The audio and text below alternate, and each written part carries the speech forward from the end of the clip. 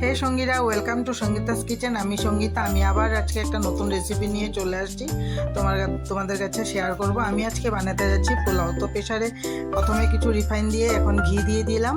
ঘি দিয়ে এখন আমি এখানে কিছু গোটা গরম মশলা অ্যাড করব, এলাচি, দারচিনি, লবঙ্গ, স্টার ইনিস, জয়িত্রী দিয়ে তারপর আমি এখানে তেজপাতা দিব।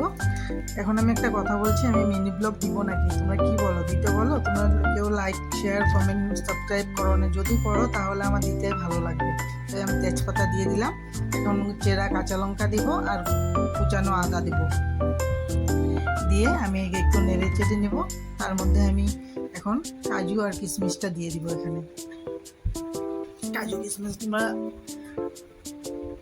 কিশমিশ দিয়ে তারপর আমি একটু ভেজে নেব। ভেজে তারপর আমি এখানে চাউল দিব। এই যে আমি এখন চাউল দিব।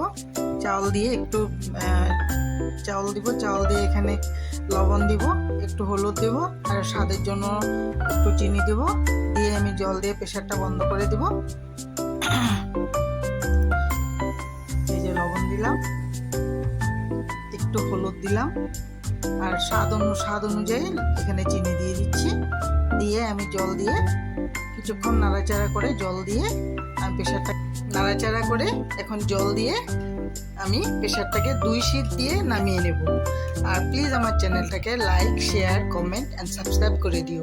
আর অবশ্যই বেল আইকনটাকে প্রেস করে দিও। আমার পোলাও রেডি। এখন আমি সার্ভ করে তোমাদের কাছে দেখাচ্ছি। দেখো কত সুন্দর হয়েছে। আমাকে তোমরা প্লিজ জানিও, কমেন্টে জানিও কীরকম হয়েছে। বাই বাই সঙ্গীরা।